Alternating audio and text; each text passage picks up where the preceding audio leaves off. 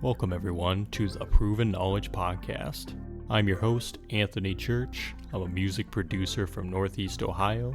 I began this weekly interview series to give you different perspectives from artists, producers, engineers, and other individuals in the music industry. In each episode, we touch on not only what has helped the person succeed, but we also touch on what has shaped them into the person that they are today. I hope you're able to gain some real proven knowledge from the show, and that it helps elevate you on your own journey to success as well. Let's get into it. What's going on, everyone? Welcome to episode 311 here on the Proven Knowledge Podcast. Today I welcomed an artist from Bethlehem, Pennsylvania. Her name is AZA. We actually got connected probably a few months ago. I actually reached out to her via Instagram about working together. And we initially had a call to discuss production rates and things like that. And I actually invited her to be on the show. So very cool to get to know more about her today. She talked about her early influences in hip hop and R&B growing up, having a background in, doing art, painting, doing poetry as well. So we talked about how all those things kind of tie together. And then she talked about obviously recording, her songwriting process, things like that. Projects that she's working on, her latest single called Amnesia that dropped at the end of March that features her husband, who is also a collaborator of hers as well. And she talked about being able to do, collaborative work with her husband, how important that is, and they're actually going to be doing a collaborative album, which I'm very, very excited about too. So it's great to hear from AZA and just, be able to, like I said, learn more about her and what she has planned, and really just what means the most to her and what she values, which seems to be family, collaborators, and just putting out great music and art to the world, which I think is super vital, super important. So thank her again for joining me this week, and as always, I hope you guys enjoy this one too. So without further ado, let's get into it. All right, so I don't usually do like the introductions anymore. I kind of have the guest, kind of introduce themselves. So to start off, we'll have you introduce yourself. How did you get into music, and how long have you been doing it? Okay, I've been doing music since I was little, 5 years old. I kind of just got into it. My mom loved hip hop and she loved R&B. Which created a love of it in me, just a love for music in general. And I just started to sing when I was really young. And I also got into I took acting classes and dance classes and stuff, and just trying to see what artistically I wanted to do since a young age. Yeah. So different forms of expression were always there. From back then. So that's incredible. And who were some of the artists that she was listening to that you were influenced by early on? She loved Janet Jackson. She liked Tupac, trying to think who the major. She loved Michael Jackson, Prince. Just a lot of different artists that I was exposed to young. Yeah. How do you think that, hearing those artists and then eventually, obviously, probably developing your own taste as well, how do you think that kind of shaped yourself as an artist and helped shape your own sound to where you are now? It helped me really, get into music and have, an R&B and hip-hop kind of sound in my own stuff. Because I grew up listening to that. And it kind of merged with my identity a little bit, I feel hip hop is more than just expression, and R&B is more than just expression. It's it merges with who you are in a way. Yeah. And that helped me R&B has helped me through hardship. Hip hop has helped me through hardship. It's helped me through good times. Kind of that. It kind of helped to the point where I'm at now, where now I'm making music in those genres. Yeah. Does that, let's say from a songwriting aspect, is that something that you tend to keep in mind when you're writing your own songs? How it's going to affect somebody else as well? Is that something that's very conscious while you're, songwriting, getting ready to release music as well? Definitely. I always think about how people are gonna feel the music. And I always, that's my biggest thing. I want them to feel it. Yeah. And maybe not necessarily when I'm writing it. When I'm writing it, it feels like something's just taking over me. Like it's almost like a meditation. It just feels like it doesn't come from me. It's like a higher vibration. But when I'm delivering it in the studio, I'm like, oh, I really want to deliver this so people feel it. So I'm thinking more consciously about it in the studio, I would say, than when I'm writing it. Yeah. Let's kind of dive deeper into that process as well. Are you, so you said at a studio, so I assume you're actually going to maybe not like a super big studio, but maybe like a smaller studio in the area. Do you do any home recording as well? And like I don't do home? home recording No? at the moment, but I want to get into that later on. Yeah. I record with Meat Beats in Bethlehem. Okay. Awesome. So how's that process go? Are you like hearing instrumentals like in the studio and writing actively there and then recording, or are you kind of doing it before you get to the studio? You've already written things and you're ready to go in and actually lay down the vocals from there. Yeah, like the process usually is I write it at home, probably practice it, I would say a good amount of times, because I'm trying to cut down on how much time I'm spending on the songs. I spend maybe like an hour to 2 hours tops recording the songs, sometimes shorter than an hour depending on the song. Yeah. But yeah, I'm just trying to be the most efficient I can be in the studio. Yeah. But there's been times too where I go to the studio and I've, like, for my song Look at Me, like I've freestyled that song. And for my other song, I Want You, that was a freestyle. So there's been times where I just went there and I wanted to just freestyle. It just all depends what I'm going for. Yeah, I think that's a great example of kind of what you just touched on, which is kind of letting the feeling kind of be expressed in the moment. You know what I mean? Yeah. As far as like trying to get it out there and figure out how that goes. And a lot of what we talk about on this show too is, especially with studio time, is like being prepared, like having that preparation in advance so you're not wasting that time to be able to do it. Because most of the time you're paying for studio time, right? Like, yeah. So you want to go in and be ready and be prepared as possible to get it done and get it done efficiently. So it sounds like for you that is the case. Like you are efficient with it and you're doing pretty well on that. Let's talk about your latest song, the latest single, which I think dropped since the last time we talked, Amnesia. So let's talk about that. What is the story behind that release? Oh, wow. Amnesia, that song was really fun to put together. I found the beat on Juju, and it just kind of took off from there. Like the title of the beat was actually Amnesia, and I'm like, oh, that really, like the titles sometimes describe the song, so I'm like, I have to write to that. And then I just kept hearing Amnesia in my head when I was listening to the beat, and then it just kind of came together. My husband was on the song, and he wrote his part, I wrote my part, and we just kind of put it together. And it came together kind of quick, but it felt like it was a really good session. Like it just came together really good. Yeah. That's awesome. And what was that like doing a song with your husband as well? I'm not sure if you guys have done songs together before, but what was that like? And like, what is that experience like being able to create with someone that is that close to you already in that way? Oh man. Yeah, we've done other songs before. Like he really gets involved with my creative process once we're in the studio, because he hears harmonies. He has like ideas sometimes that I don't necessarily always hear. But with Amnesia, like it felt so good, like getting together with him and expressing that part of our marriage, because we're both creatives. Yeah.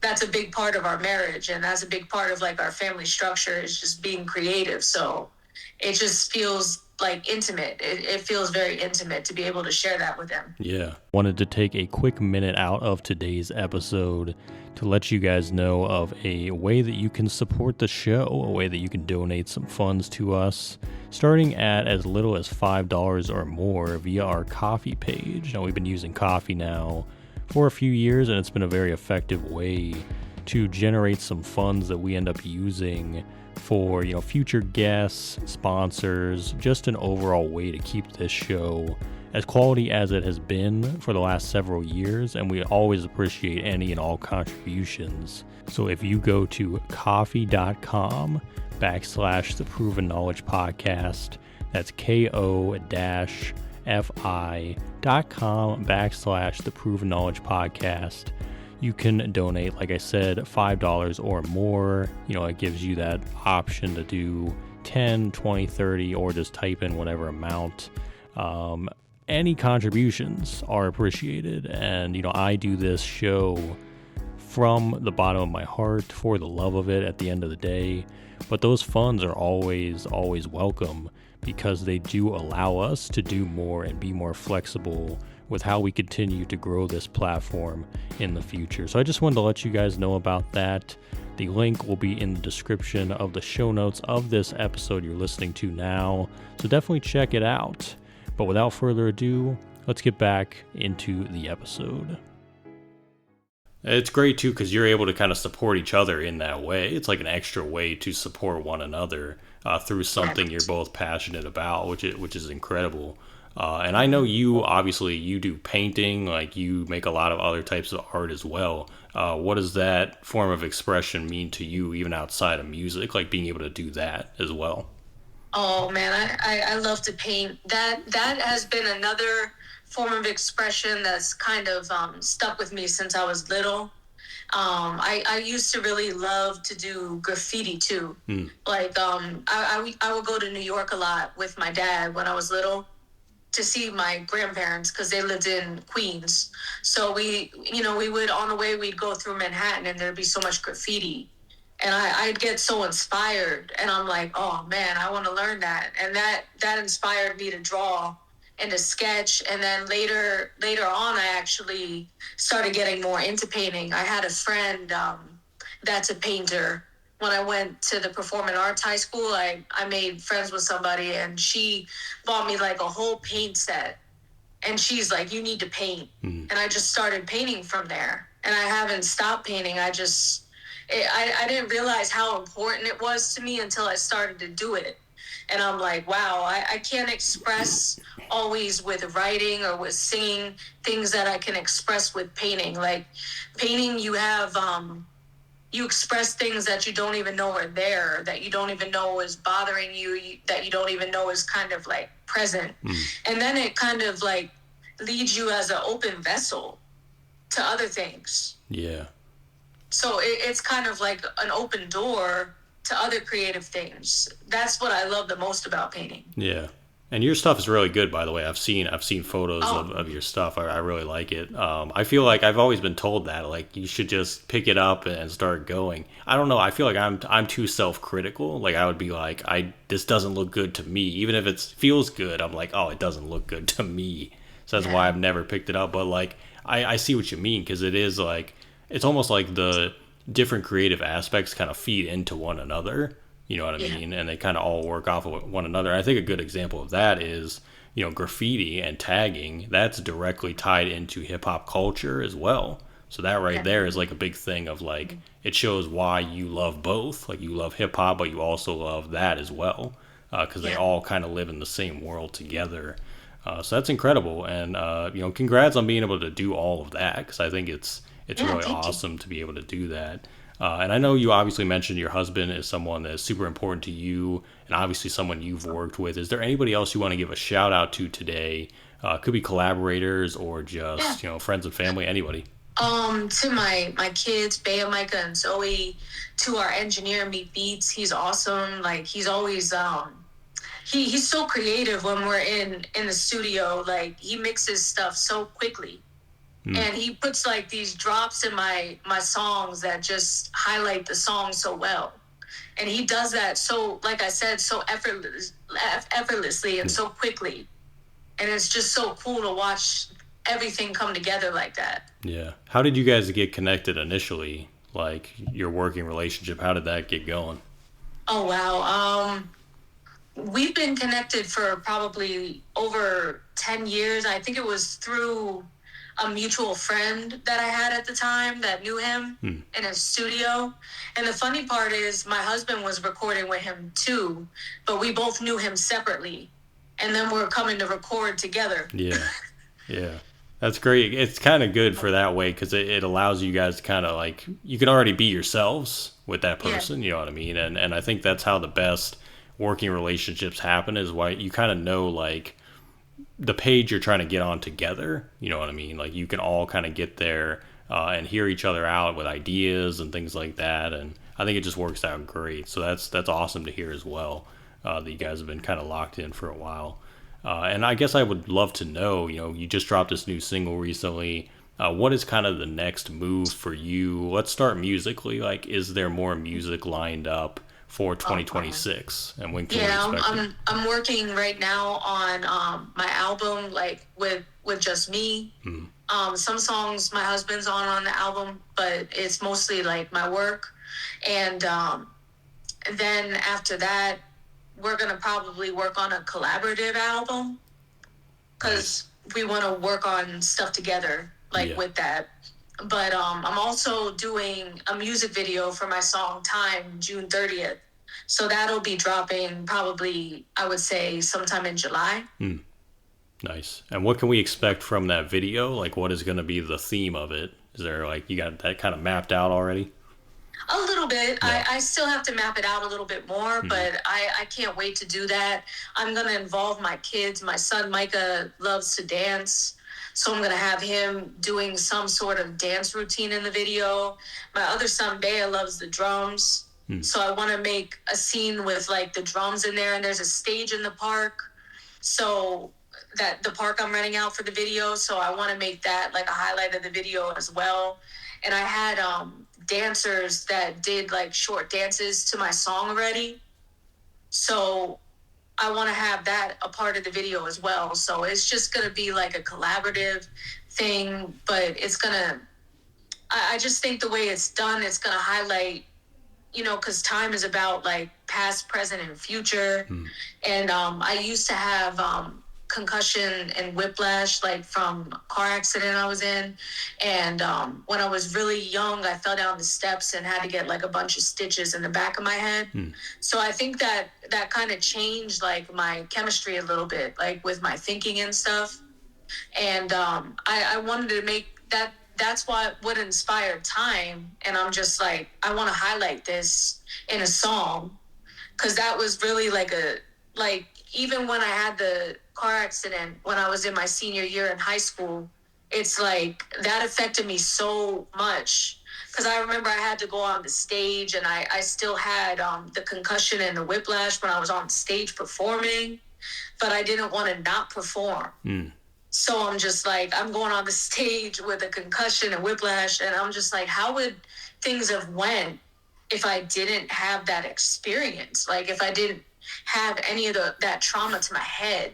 And that's what really drove that song, and that's what I want to highlight in the video a little bit. But I don't want to make it like all about trauma. Like I want to make it kind of connect about past, present, and future, be a little bit abstract. But I also gave a shout out to Prince in the song. So I want to like weave something in there that has to do with Prince. Because that's a major influence and like musically for me too, is Prince. Yeah. It's gonna be awesome to see, because you know, getting the family involved, and then like you said, having other individuals involved in it too. And it almost sounds like it could be one of those types of tracks that it has certain meanings to some people, and then to someone else it might mean something else, but it's meaningful regardless. You know what I mean? So I think that's gonna be very cool to see unfold. And you said end of June, July, somewhere in there. And June 30th is when when I'm gonna shoot the video. Awesome. So we can be on the lookout for that later this summer. That's gonna be incredible. And is there anything else you want to let people know about that you got coming out, or like where can they follow you at as well? Yeah, on I can be found on Instagram or Facebook or and any like TikTok. It's all under the official AZA Us, all one word. And my Spotify is just AZA Us, like AZA and then a parentheses US. And as far as like anything else I'd want people to know is just I have books out as well. I'm also a poet. Like before I was doing music more, I was doing poetry. So I have a memoir out. I have poetry books out. So those can also be found online too. Awesome. So definitely everybody tap in with those. And we're down to these last few questions here. These are ones I ask on every episode. The first one is, if you could go back 10 years ago, give yourself any piece of advice, or maybe not change anything at all, what do you think you would do? I would just tell my younger self not to feel so discouraged, because I really struggled with my mental health and discouragement, and that I still kind of struggle with those things sometimes. But my younger self was extremely discouraged, and I would have been like, I would have probably befriended myself if that's possible, but I would have like tried to befriend myself and been like, just stick to what you're doing. You're not on a bad path. I don't think I'd change anything though. Yeah. That's such a big thing, right? Is like encouraging ourselves each and every day, like along the way, because we go through a lot of ups and downs, but we got to kind of stick with ourselves and be with ourselves on this journey no matter what. So, yeah, love that. And if we flip that question then and we say 10 years from now, where do you think you envision yourself musically, in the art world, but also life in general? 10 years from now, I see myself on the Grammy board, maybe winning Grammys, just having some form of success. I see myself having my degree, because I'm also in college and looking to get my degree in 2028. So in 2 years. Nice. So I'm just trying to be in a better place financially in a couple years. So just being like in a better place and that puts myself and sets my kids up for a better future. That's really the goal. Yeah. Well, congratulations on that as well, because that's a lot of great, exciting things and goals to get to. So that's awesome. And do you have any final words of wisdom for the listeners before we get out of here? Yes. I would just keep going, like for the musicians out there, keep going. Even if you feel like you're not recognized for your works, like keep going for the love of the music and the craft, perfect your craft. And just look at every person that loves your music and follows your music. Like, no matter how small your following is, like, those are fans. Those are people that support you. So just keep that in mind and keep going with the music, no matter how you feel at the moment. Like, don't let that moment stop you from your destiny. Yeah. Well, I gotta say, just from hearing more about you and your story, a big part of your story is perseverance, like continuing on doing that in your life and through music. So, keep up the great work. I'm grateful to be connected with you, and I'm excited to see what we do, obviously, moving forward. But thanks for stopping by today and doing this, and we'll definitely do a part 2 soon, I'm sure. Oh, definitely. So, thank you again. Yeah, you're welcome. Just want to say thank you for tuning in today. Be sure to hit that coffee link in the description of this episode if you'd like to donate any funds. And we'll see you back here with another new episode next week. As always, thank you for your support.